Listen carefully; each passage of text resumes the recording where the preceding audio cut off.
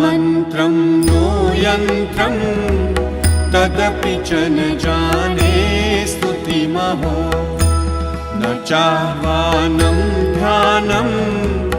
तदपि च न जाने स्तुतिकथाः न जाने मुद्रास्ते तदपि च न जाने विलपनम् परं जाने मातः त्वदनुसरणं क्लेशहरणं विधेरज्ञानेन द्रविणविरहेणालसतया विधेया शक्यत्वात् तव चरणयोर्याच्युतिरभूत्